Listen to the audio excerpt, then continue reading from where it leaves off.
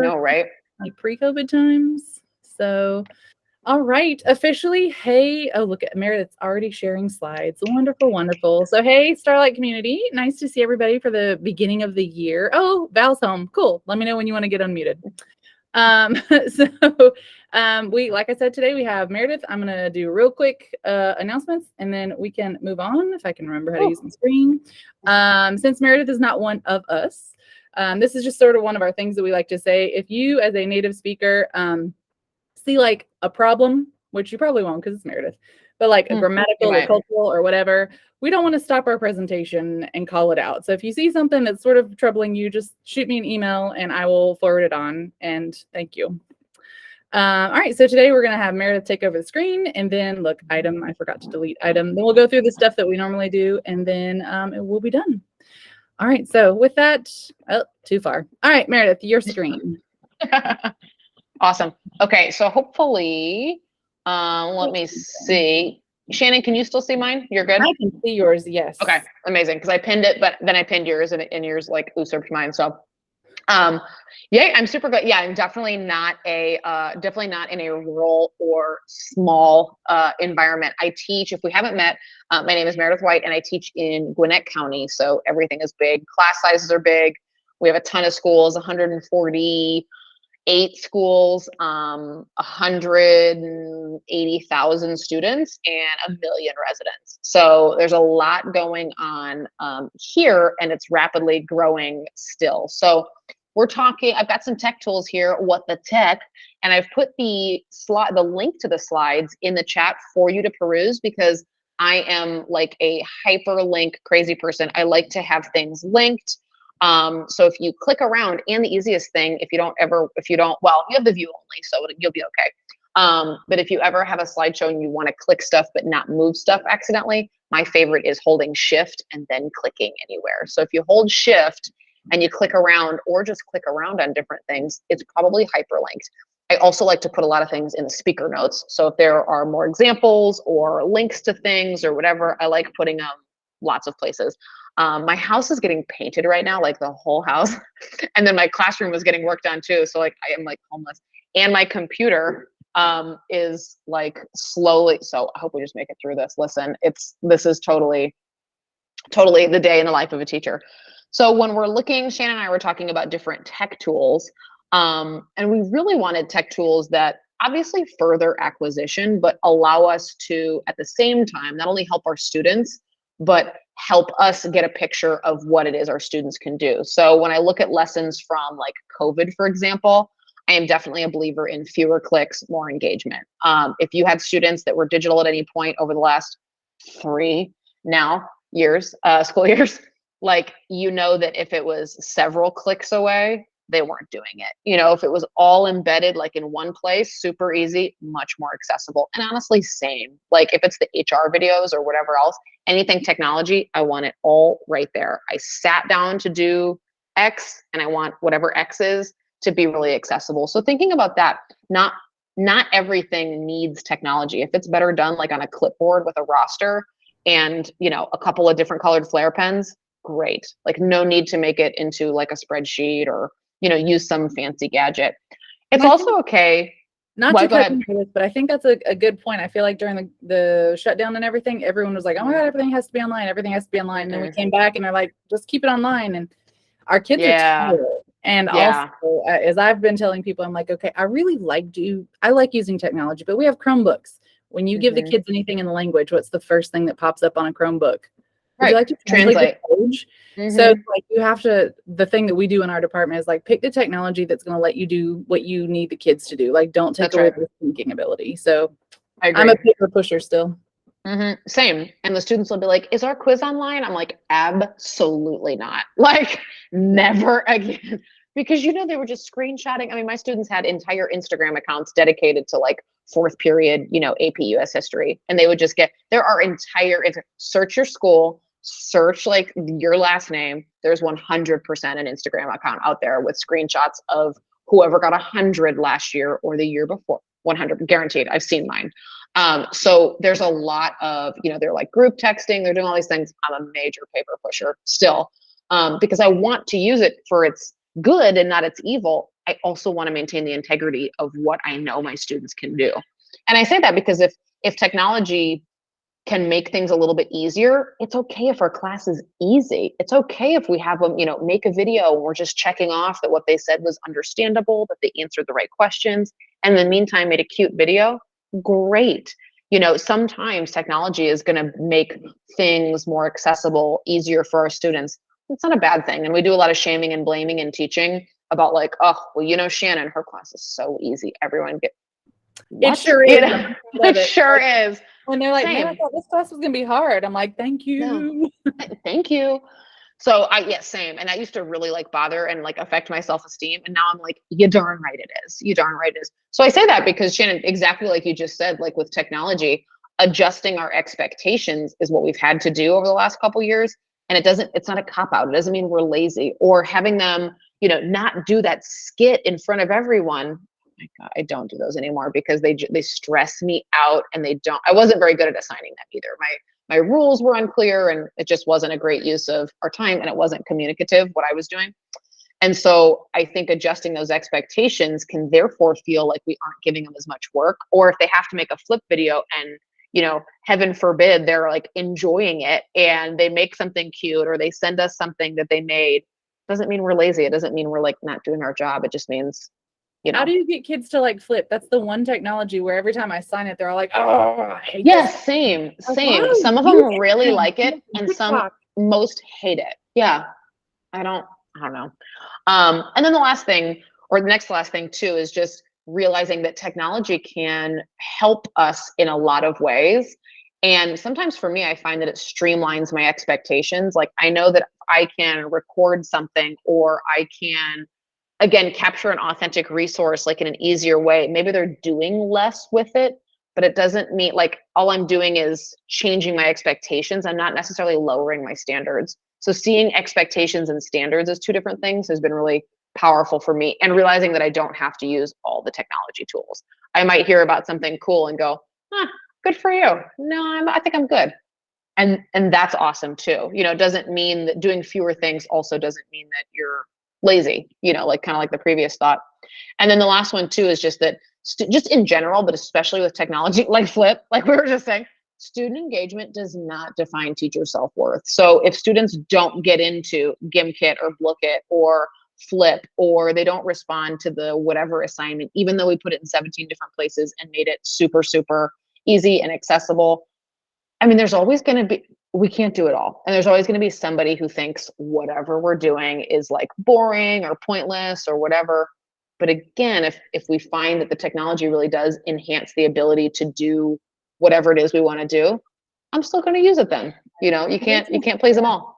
Engagement is one of the big issues that last year when we started talking about what are our challenges in rural settings. I know everybody has engagement issues. It seems to be a little bit more intense in rural areas because especially in a language, it's like there's no connection to, right. Like my kids can't be like, oh yeah, the Mexican restaurant.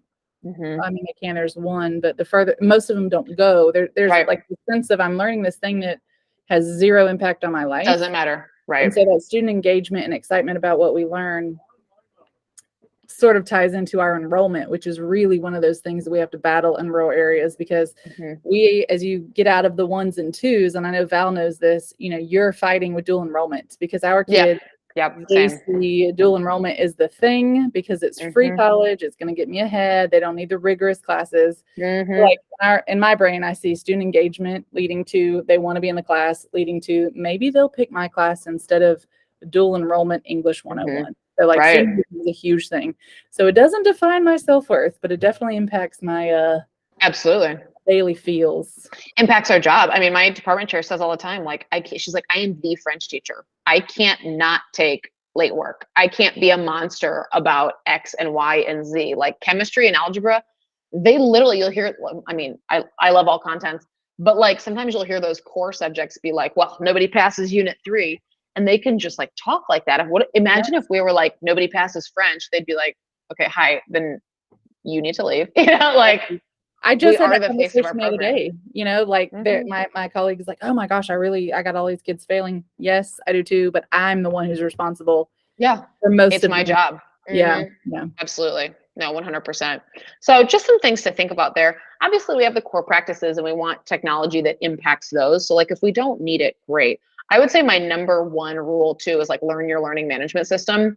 If you use eClass, if you use Canvas, if you use It's Learning, even if you hate it, there's so many features that we already pay for that you can get supported on that I have found a lot of power in there. But as long as they, you know, feed those 6 core practices, like some Quizlet cards, yeah, sure. I make all those things too.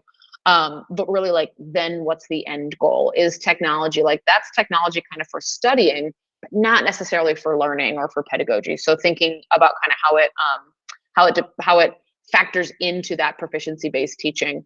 What I put here is something that Lisa Harg and I made on slide 9, which was sort of like a kind of like a hierarchy of needs for technology. So like when you're feeling kind of your little like as a professional, we're shooting for self-actualization. And so wherever you are kind of on this, like we were just talking, Shannon, a second ago, like if you're new to your school, if you're new to your department, if you're new to teaching, whatever it is, sometimes you feel like you're staying in red and orange then for a while because you're like, holy crap, just let me get through this semester or this year and like figure out what I'm doing with these combined levels, especially if you're the like whatever language teacher. And getting to that top level can be really hard. And technology complicates all of that. And it can make us feel really vulnerable. So we can feel like we're doing a great job. And then like COVID hit and people were like, wait a minute, I'm a really good teacher, but what are all these tech tools? And it can immediately make you feel some kind of way about yourself, about your teaching. But kind of, I try to work to find like wherever I am on the teacher hierarchy of needs, like where does tech fit in to make my life easier? It might not make, especially if your situation's hard, it might not make your situation happier, but it might not like increase your happiness, but it might decrease your unhappiness. Like if there are some things that I can do that at least make me be able to check their classwork faster, be able to check them off and figure out what exactly they are doing, make a game run a little bit smoother in my class of 37, make whatever it is I'm doing run a little bit faster. That does make my life easier. And if technology can do that, then that's awesome. So what I put here, and I can hear my computer like revving up. So I don't know, this is going to be quite the adventure. If I get dropped, I'll just come right back in. So just give me a sec. But I put several different contexts out here. So you can see in the link that I put in the chat, and I'll stick it in there again. What I did was separated it into kind of like the different realms of our teaching, knowing all of that, knowing we're trying to advance our students' proficiency, and knowing that, our district most likely has some kind of platform available to us, got a lot of external resources or maybe ways to use things you're already using to make your life a little bit easier. And the first context is planning and organization. So all of these are hyperlinks, and I've just given you some ways that I like to use these individual pieces. For example, Google Calendar, making a unit like an event so that students can see kind of when things are happening. For us, that's really easy. We only have 6 units. And so that has been successful for me, just making it like unit 1, August 3rd to August 26th, done, so that they can see that layout if your school provides Google. Same thing with the calendar, you can add attachments. So then your line becomes like, click on unit 1 on the calendar, and suddenly here comes like that vocabulary sheet, some of maybe those grammar points, any resources. You can add like file attachments to calendar events. And so if you treat every unit or every, novel or whatever it is, or even just like a daily lesson plan, like an event and put it in, it's a really nice way of attaching some files and having things there. And again, I use this a lot still, but even more prior to COVID, because our kids didn't know our LMS at all. So it was just easier to go click on the calendar.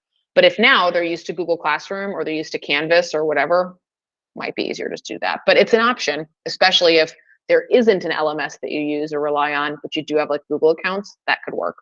And the last thing that's really nice on the calendar, on the Google Calendar at least, is Outlook can do it as well, is that I have kids make appointment slots a lot of times, and it's really nice. They can just sign up, or in their own email, in their own calendar, like invite you to a thing. And now you know when like Johnny is coming after school, or when so-and-so is coming in homeroom or whatever.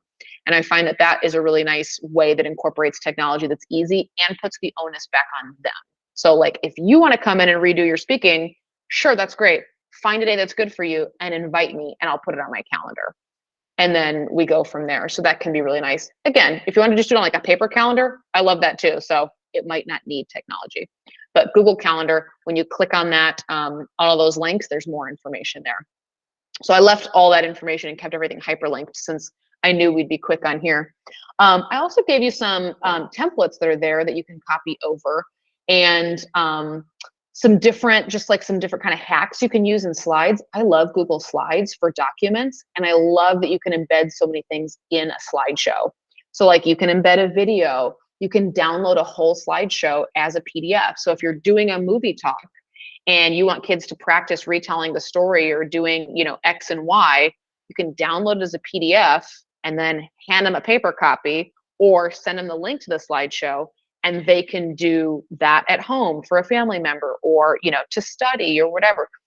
We're already putting a lot of work into things like slideshows and stuff like that for daily presenting. And so slides makes it really easy to use them in other ways. Like I said, you can embed videos, but you can also embed timers, like it says on number 5, and all these links are like a little how-to. So it's nice to keep, again, that class of 37, I'm teaching like my hair is on fire every day. Like they're like, we do so many activities. I'm like, yes, keep it moving, because it's also almost all boys. And they all play like sports together, and they all do, it's a lot. It's a lot. Yeah, it's just like testosterone as far as the eye can see.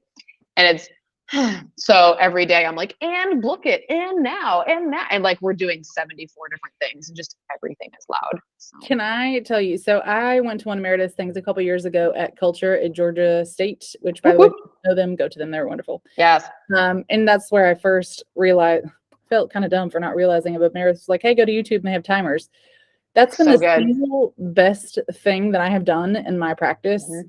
So good. In 5 years, because, I don't know if it's y'all, but like I would waste so much time on activities because the kids would waste time. And if 100%.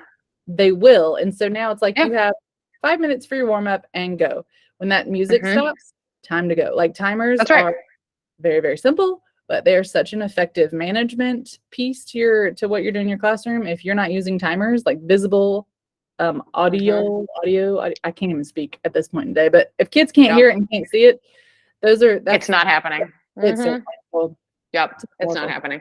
I agree. Like, and me too, because otherwise you get like, moving around, and I always get like other content envy, like I'm envious of other contents that can just shoot the breeze in English. Like, hey, how was your game, Jason? Did you guys win yesterday?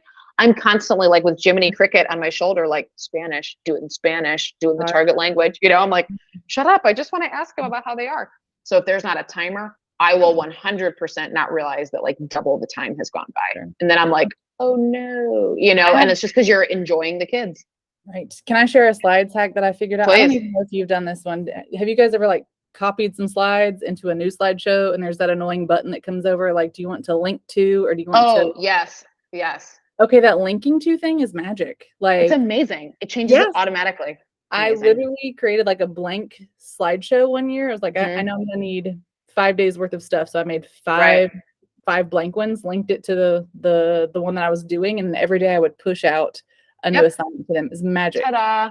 Magic. Love slides. It's amazing. Yeah, I love slides. And I use slides for creating documents too. A lot of documents. So like anything, if you click on those templates, there's a dictation form, and it'll link to, I think it'll link to another slideshow anyway, but you have that form.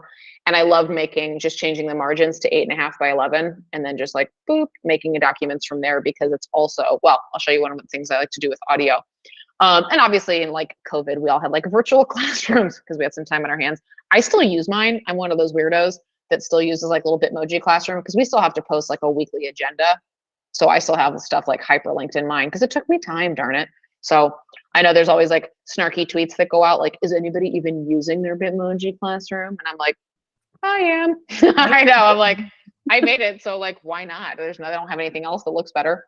I stuck in here some Chrome hacks too. These are a couple of my favorite things to do in Chrome. So you can make bookmarks, of course, like just by clicking that star up in the hyperlink space. But when you bookmark them, you can also choose to bookmark them into folders. So this is what my Chrome browser looks like. I have like all of my slideshows in one folder, and then all my assessments in the other folder. It doesn't change where they're saved in Google, it just puts them at my fingertips. So I'm not like in my drive, like, where is my unit 2 quiz? And if your drive's like our shared drive, I love my colleagues forever and then some, but we still have quizzes that are like, you know, Tammy 2014 quiz. Tammy doesn't even work here anymore. Like, Tammy's not real, but like, we have colleagues who don't even work here anymore. 2014, I have a document from 2014. Like, that's 8 years ago. Delete it. So it's a lot going on.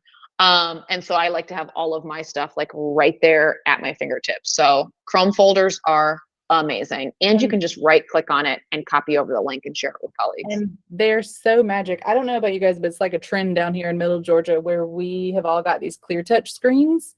And so you have the option to either mirror your computer or just use it as a big computer screen. And of course, the mirroring is always an issue. So like if on that computer screen, I have all of my stuff in bookmarks. So when it's time to teach French 2, I click the French 2 folder. It's just there. You don't have to like worry about finding it. Like bookmarks are amazing. Like bookmarks are amazing.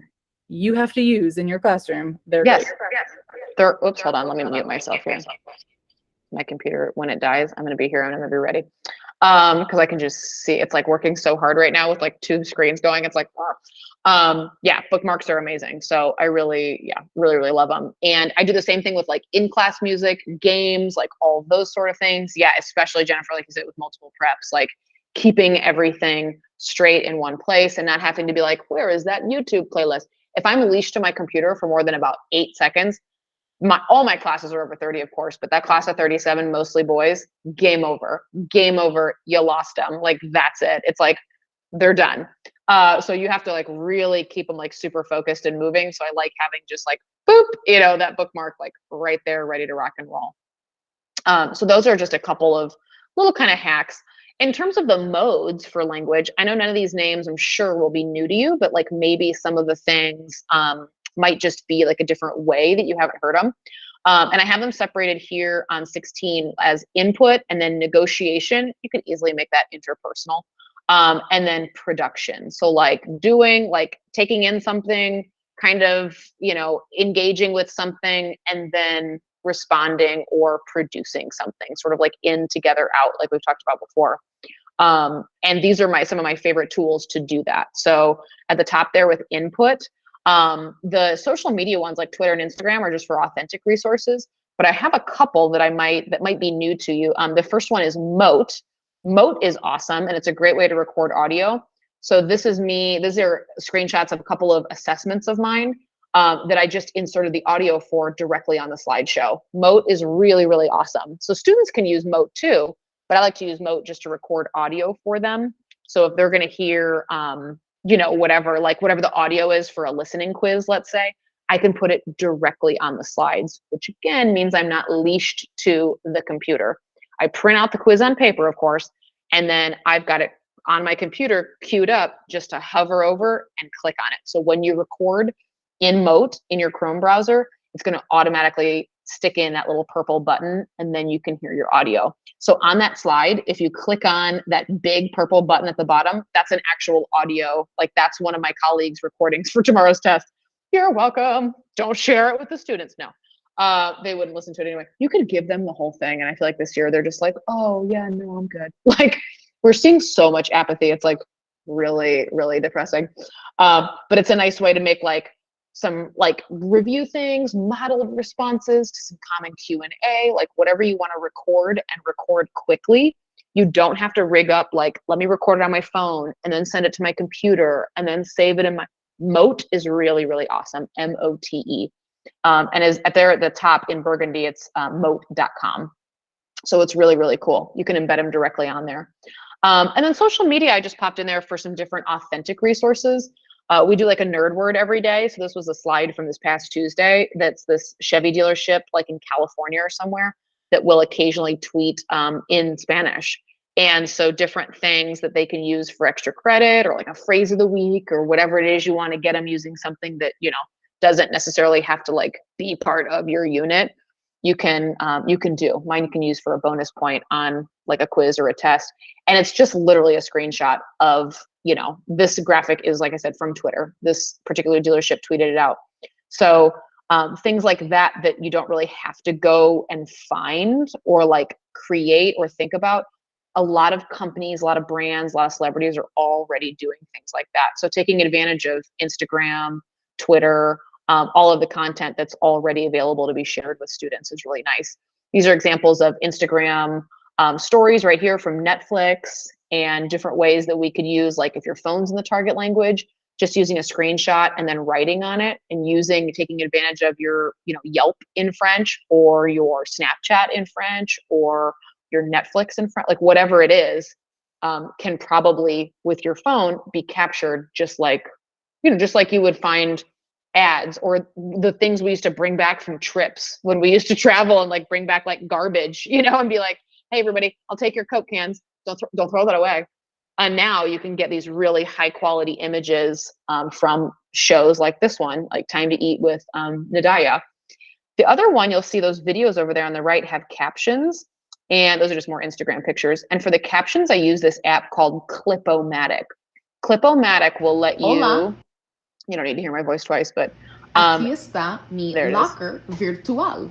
Anyway, means like Spanish 1, week 1. I'm like, let's slow this down and really neutralize this accent so they can understand it. But Clip-O-Matic will give you captions as you're talking in your target language. You tell it what language you're speaking, and it will caption you as you go. So I like students to see some of those in each unit, because they're reading and listening at the same time. So if we're thinking input, again, you got reading and listening at the same time, which is awesome. You've got those authentic resources wherever we can find them.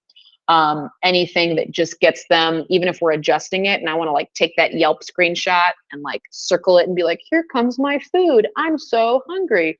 A novice can understand that, and that can be really accessible to them, made easier by technology, right? Because otherwise we'd have to be like writing out everything we said, or not quite capturing the speed and the interest of it, in that it is so fast and so easy.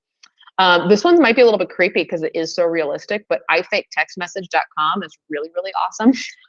But you can make texts that really look like legitimately not fake. So it's really nice. I am constantly texting with celebrities in my own mind. I'm like, oh, Nikki Jam, I'm busy. We can't talk right now. And I just make them like in love with me because I'm ridiculous. So you can do like, different colleagues or different people or whatever you want. And it's a great website to, like I said, craft those different messages, and, get that interpersonal reading almost, basically, because if they're not responding and they're not hearing it, it is kind of like interpersonal reading. So getting them looking at kind of exactly what you want, without having to like go find someone, like texting your native speaker friends, hey, can I ask you, you can craft it however you want. And I like those. We've got one in our test tomorrow, actually, that I think is going to be great. What I have is students have blanks. So like this second message right here, pretend like it's blank, and they're inserting something that makes sense. So the conversations are really, really simple. Hey, how are you? Blank. Oh, that's too bad. So probably the response was like, oh, I'm tired. I don't like my classes, or I'm sad, or whatever. Something novice level, but something that makes sense. So let students be a little more original and take some risks, but it also kind of steers them if you want. So those are really fun to create. And if you don't do it right, the kids will call you out. The first time I did one of those, they're like, 1000%. This one is saying this, and this one is saying this. Same. Like, just boom. They were like, why is the blue message like responding to itself? I was like, shut up. I made this an hour ago. Same. So make sure you leave me alone. You need to just let me live my life. Yes, they will bust you every time. It's like when they're like, hey, I'm going to be absent. What's on the quiz tomorrow? I'm like, I wouldn't know. I haven't made it yet. Get out of here. Not my best backward design moment. Oh my God. How dare you be responsible? You need to talk to me after you make your mistake. Period. Thank you. I'm like, get out of here. Like, how dare you check in 3 days before an absence? Ew, do what everyone else does. Who does that? Do what everyone else does and ask if we did anything the next day. Like, come on. How am I supposed to be disgusted with you? Gen Z. No, I do love that when they're responsible. I try to get my life together so that I can have a decent response. Nothing. We did nothing. Like I was so upset I couldn't even teach. God, there's so, anyway, there are a lot. On that one is when they're like, but I wasn't here that day, and you put in a 0 for the grade book. Indeed. Indeed, because you weren't here. So what did you do? Nothing. So That's not yeah, like yeah, an exemption. That's not get out of jail free yeah. card. Let's Right. go. I And it's mean, not me hating you either. Like, man, not cool. I'm like, I know And- you weren't here. Also not cool. I know for sure. I did my job. With each passing year, I'm getting like worse at like holding it back. I'm like, I did my job. I think we all are starting to understand what it means to be that teacher getting close to retirement. Yes, COVID 1000%. just sped that up, you know? Yeah, 100%. Mid-career, and I'm walking around like I'm 40 years in, like, fire me, I dare you. I'm like, I don't think I have the like clout to be doing this, but here we are. But I'm gonna act any kind of way. There's a great app called Texting Story that does the same thing. You can make text messages, but it just does them in video form. So you can just go to textingstory.com and check that out. Check that app out, and you can play those to see examples. The third context is, like I said, probably not any you haven't heard of. But if we're looking like interpersonal and presentational, formative, formerly known as Go Formative, is really great. You can do delayed interpersonal, sort of mock AP exam-esque in a way, and you can have them, respond to images with audio and do a lot of different things that way. Flip, like I said, my kids don't love the artist formerly known as Flipgrid. My kids don't love Flip, but Formative has a video response tool. So they like that. They like it fine. Yeah, it's so weird. They don't like Flip/Flipgrid. Again, I think it's too many clicks. I think they're like, ugh, this other thing. They just want to like keep going in the thing they're already in. They don't right. They're like, So Informative, you can audio record, like you can, and they can, and you can video record and they can video respond. So like, I like, why not? I love Formative. And if you want to know more about Formative, I'll pop my email in the chat because it's my favorite. It's got a couple of recent changes, which I don't super duper love. However, if you already have it, you're fine. I actually do have a question about Formative because I think for a lot of us, we are the people who end up buying stuff on our own. Same. But Formative, is it, can you still do an individual, or is it like the schools? Not a premium. You can't do an individual premium anymore. You can sign up for like the teacher free account, I think. And then it has to be a department or a school now to get like premium, which is a real freaking bummer. But I think they're in considerations of maybe changing that. I've heard from a couple people because it ends up hurting teachers like us who pay for our own stuff. And I'm like, but wait, my department isn't like, so we'll see. If you've got an account already, even if you signed up randomly like a few years ago, I think you're in and you can upgrade. You just can't like sign up now for a teacher premium. Super weird. Seems to only hurt teachers, but maybe it makes them money. Not sure. Not a fan. But Formative is really, really cool for all the modes, working with all the modes, like listening and then reading and matching, listening and matching with another listening, looking at and matching with something you read. I mean, like every single possible way you can interact with something. You can also like any kind of input you can give. You can also have any kind of response. So it's really cool for like recording, audio, video, reading, writing, all the things. It's fantastic. And Edpuzzle, I know, isn't new. Students just get a join code, and it's just the ability to take videos and stop it at certain points with questions. I will say Formative also has that ability. So you can do it with like YouTube videos. You can do it with your own videos. Once you put the video link in, you can tell it to stop wherever and do your own questions. Must one have the premium account for that? I think so. I think so. You know what I can do though? I have a document with all my Go Formatives in it. So I think you can sign up for the free account and then just copy over somebody else's with premium features. And then I think you get those features. So we can experiment too. I'll text you later and I'll see if you can see what I can see. The other thing that I've gotten doing in the last couple of years is, like I mentioned, slides. Doing like some grid view slides, so where you can see everyone moving around like game pieces. So if you've got like the way you would do manipulatives, like matching sentence order or picture with text, or drawing or whatever it is. I love sending one slideshow to every student and then giving them like a certain number of a slide. And so like Jason's on slide 10, Jennifer's on slide 11. And then you can open them as the teacher up in grid view and like see all of them working at the same time, just like you would circulating and like watching them. But again, 37, I'm like, Jesus, take the wheel. I'm doing the best I can. I'm like running around like an idiot. Also, my room is like this big. And so all the desks, like everyone's like, hey, just like super close. I'm like, wear deodorant, everybody. It's going to get real snuggly in here. because it's just not a big space. So me running around trying to like look at all the rows is quite the spectacle. So as many things as I can get technology to help me with that, I like to, and keep them accountable. That's an easy screenshot of like, it says Jason's name and it's blank, but he was in class. Like that's a choice at some point to just not engage literally with what we're doing. When you click on the activity examples, I gave you some examples of different ways to use grid view. And when I'm saying grid view, literally at the bottom of a slideshow, there's like a little like half waffle, like it's just like 3 by 2, that instead of seeing that one long slide and one big slide, or it's reversed for you guys, one long slide and one big slide, there's like a little grid view thing that just looks like a tiny grid. And then you can open them up and see everybody's slide at the same time. Really, really cool. You can also do it informative. This is not a formative plug session, but you can also see it's sort of like all their papers at one time. So things like that, I really appreciate technology. And I know we've heard of Jamboard over the last couple of years, but using it live in person. So kind of rethinking how we're using some of these things, even if we're not digital or our students aren't. For it, look at me. Ta-da. I was going to say, we just saw the death of the computer. Hold on. Let me switch headphones here. Wait for it. My phone. Look at that. Bam. And we're ready. So you can still see, I can still see my slide numbers if you just want to check in the chat there. Anyway, so things that make it easier to be like not running around like a crazy person, you know, all around the room or keeping track of things. I've gotten to where I am, this might be unpopular, I don't know, I'm going to do it anyway. I'm going to tell you what I'm doing. I've gotten to where I'm taking completion classwork this year because obviously, like, right, rule of thumb, don't grade everything. In fact, don't grade most things, I would say.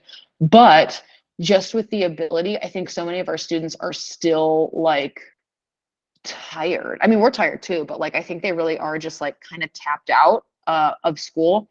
And I'm just seeing, I mean, I was joking about apathy, but I'm seeing so much more apathy before. And not that we're like dangling the carrot of like, I'm gonna put in a 0, you know, but I'm like, like I'm trying to like level with them. I'm like, dude, I can't give you credit for like not any work. You know what I mean? Like, help me, help you, help me. Like nobody fails this class. This is Spanish 1. What are you doing? And I've seen a lot more kids than usual just be like, oh, I mean, it's whatever. It's apathy, but it's also like they have lost the ability to stick with something. Yeah, their stamina. Like, all of, that's the word I was going with. Going for it. Yeah. That's the biggest thing I've seen since COVID. Like they just can't hang with the lesson anymore. Yeah, I agree. And it's kind of like, I don't know. Cause I'm just like, we obviously haven't been in our formative years for a long time. I did not have like a cell phone or any kind of access to like the regular technology. So I didn't have those distractions. And we weren't students during COVID. I finished my specialist right when COVID started. And so like, I get it, but I'm also not, that's not my temperament. That's not my work ethic. That's not my, like a lot of things. So I'm literally just like, you know, you feel disconnected from kids sometimes when they're making references. Like my kids called something mid today. And I was like, young people, is that young people speak for like, okay, mid in the middle? They were all like, yeah. It was amazing. I was like, just wanted to check. They called the football team opponent tomorrow mid. And I was like, feels like they're not great. Am I right? Because we're all language word nerds, so we get what they're saying. But I was like, let me verify before I Urban Dictionary it, per usual. And it's just like, so we already are kind of, I feel a lot of times disconnected from them in that way. And then there's this other barrier where they're so used to so much technology and they could literally just be like, boop. Camera off, muted, just like that. Like, oh, sorry, my phone, my computer. I mean, mine did die. But like, they could just kind of opt out of school for like a whole year and just get those screenshots from people who got 100. No harm, no foul. We never knew. I don't even know that I cared much because I just wanted to do something so that I could give them some kind of credit.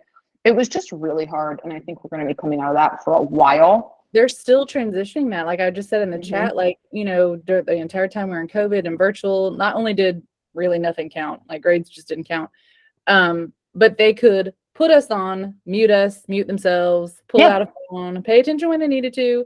And now that we're back in classroom, it's like that hasn't gone away. It's like if they're not with the lesson, they're like, cool, I'll just pull up my phone. Like, yeah, and absolutely. yeah. So I get to, and this is not a complaint on kids, but I think it really is like so central to all of this technology is they can escape so easily.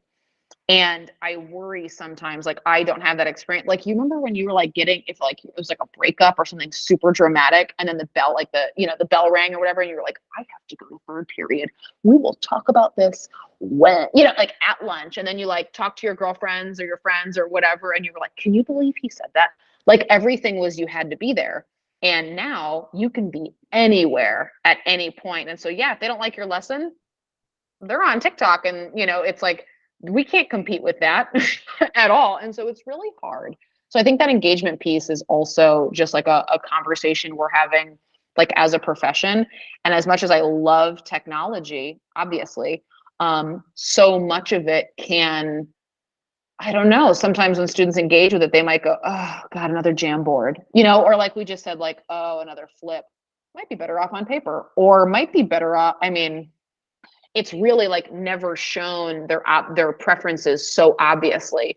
If you remember, like when showing a movie was like just the cat's pajama, right? I mean, it was like, here they come, like, or like, my grandpa used to show us like all his slides, and he'd get out the projector and like plonking the thing in, and it was like, oh, this is exciting.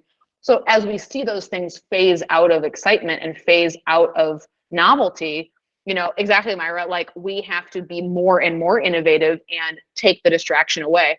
I have become a no phone zone. And for a second, you almost look and you're like, what are y'all looking at? And then you realize they're looking at you because you're teaching. And then you're like, oh my God. I have such a funny, like I'm in that zone too. Like we left book bags in the hallway, phones in the hallway. Yeah. Do you know what my kids discovered yesterday? Passing notes. Amazing. I did not even like get mad. Like these kids are passing notes. I was like, what do you? And it dawned on me. I was like, there's joy there for me. You were passing. Yes, you're like tiny. You want them to play the like, I want that, like write something down and send it to a friend right now. Like I collected both of them, took them down the hall, and I was like, you guys, like 4 teachers, you're never gonna believe. And they're like, oh my gosh, what's going on? And I said, they're passing notes. And like all of the teachers like started to almost cry, and like they were cheering, and we're like, yes, kid time. Like it was what a time to be alive. I know it's exhausting. Like being a teacher right now is so hard. So like it's not only deciding on what technology to use, these examples are all also like, do I need it at all? And what do I need it for? Because again, if I can, oh, you know what? Actually, Shannon, if you want to, like stick it, will you stick up that last, oh wait, actually it's at the, if you click on, oh, you know what? No, never mind. They're only no, I was going to say, yeah, but there's only like 2 left. So it's no big deal. It was, I think the last one was Jamboard number 30, but no big deal. I think a big part of ours, I mean, we went through like a lot of tools really quickly, obviously, but you've got all these so you can like peruse as obviously as you want, but also deciding like, do my students need this? Because my 4th block does not. Like they do not need things like on their Chromebooks every day or whatever. Because they just, a lot of them just straight up won't do it unless I am like right there, going like, hey, just whatever. And that's just quite frankly exhausting. But looks like what we have to do. But also it might be something easier. They might also be yearning for that interaction piece and what they missed out in, some of that time that they were digital. Some kids really thrived. So letting technology offer us more options. Like I've got so much more stuff now, thanks to COVID, not thanks to COVID. I don't mean to make light of it, but like, because of that situation, I have like so many copies of things and so many versions of things that I'm like, would you like to retake quiz 2? Wonderful. Copy, of like the 4th version of the 4th kind of quiz. So allowing it to work for us in that way can be really, really nice, and not allowing ourselves to get overwhelmed with like all the things we have to do. If there's some kind of technology that we can use in order to check their progress, to forward their acquisition. Like I said, Moat today, I'm like, does anybody do you want some modeled audio clips before tomorrow's speaking test? Like speak now or forever hold your peace. Because I know I can easily pop those Moat recordings on a slide and just post it in our class or email it to my students and be like, here you go, click on this. and then, some practice responding or whatever. So really thinking about how technology can help us do things that we weren't able to do before or without it. All of those like, man, I really wish we could blank. Because I remember my first year teaching, I got a class set of like audio recorders, and I was like, yes, like my mom helped me pay for them. I had like 30 intimate acoustic. I had like 30 little tiny like tape recorders of those little mini cassettes. And I was like, these are freaking awesome, because like the CD ones were too expensive and like you can't record on it. It was just like a Discman. So you can't record on those necessarily. And I remember thinking like, man, I would really love to be able to, and now we can do it on the phone or in a language lab or in like a website on the Chromebook. So things like that I really think are powerful. But if we don't need it, saying no to that can also be just as powerful.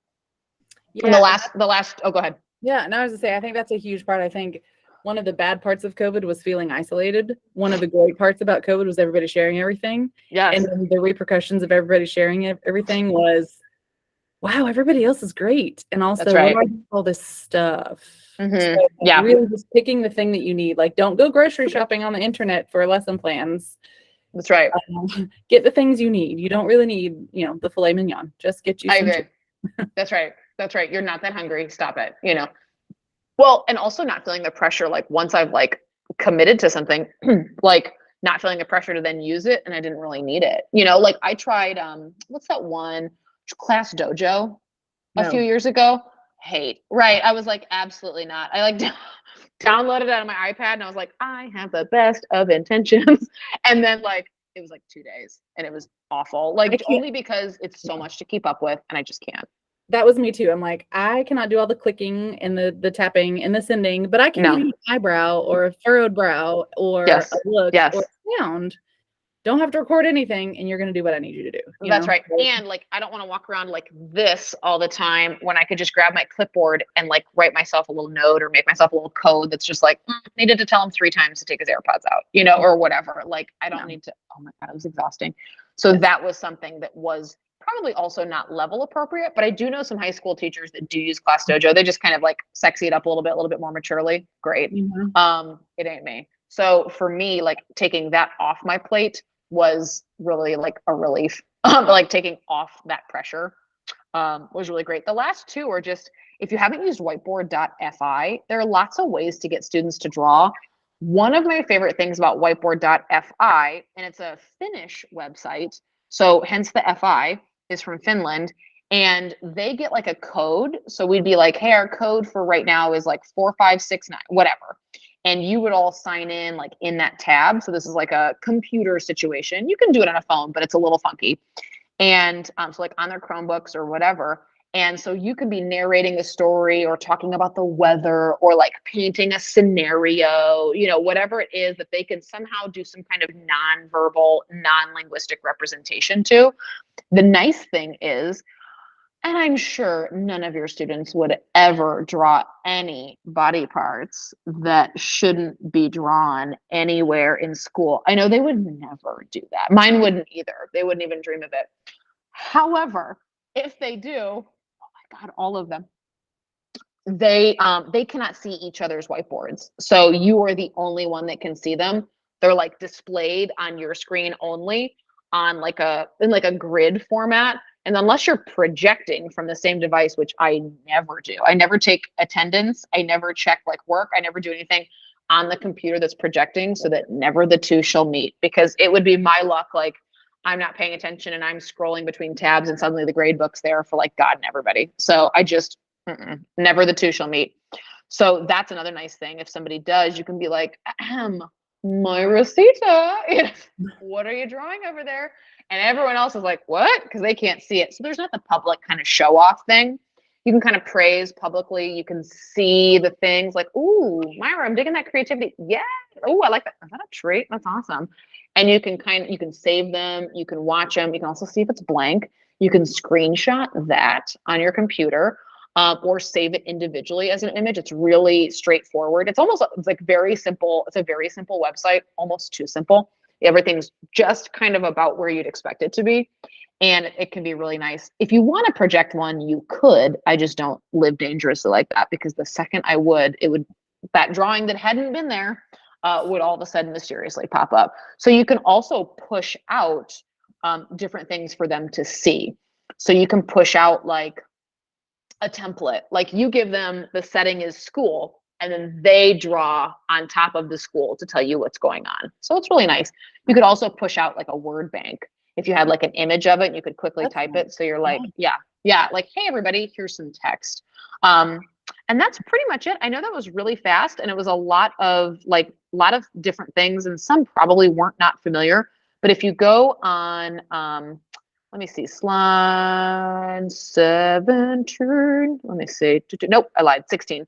On slide 16, this will obviously, these slides are for you guys, and like take copy, whatever you need to do. Those are the main ones that we kind of highlighted here. And like I said, Edpuzzle, probably not new. Moat, maybe new, highly underrated. Formative, also great. But then just going with, some social media things you see online for authentic resources, that really good input. And again, your school LMS, if you don't hate it, I don't hate ours. Ours is pretty okay, and it's only gotten better since COVID.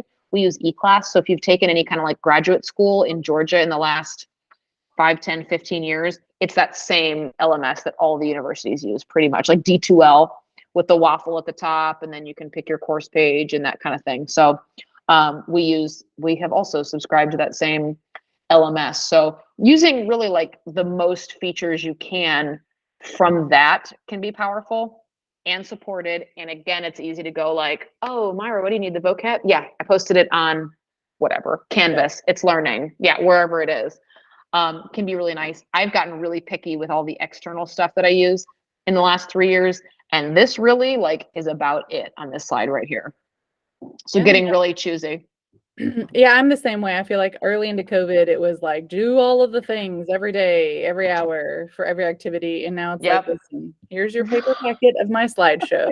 You're gonna grab a pencil and you're going to write these notes down. I've almost gone backwards. I know, where I'm like, here, take your scroll, take your chisel. Here's your chisel rock. for the day. I know. Take your ditto sheet and sit down. Don't sniff it. Who's in charge of the rolling of the copy? I know. It's like microfiche, or something. I'm like, sit down and read I know, God. But it's, it's true. I think the pendulum does swing. And if there is something that you don't like, that doesn't help, yes, Jason, the blue, smell them so good. The blue ditto sheet. If there is something that does, if you're like, this is such a hassle to set up, I could just easily do that. Then I just end up doing in whatever, would have come after that. And again, like Chrome browser, I've got so many different Chrome browser hacks and different things that I could also, if you shoot me an email, I'll send you little GIFs of all of them. Because I've got my favorite Chrome extensions for shortening articles, especially for novices, and making sure there aren't ads in articles. Inevitably you print out something from Le Monde and it's like bikini waxing kit, ad off to the side, and you're like, oh my God, no, we don't need a Speedo ad. Thank you.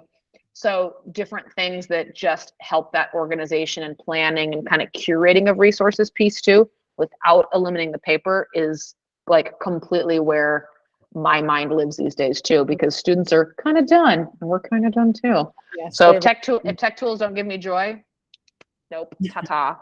Condo them out. I Marie Kondo them all the way out.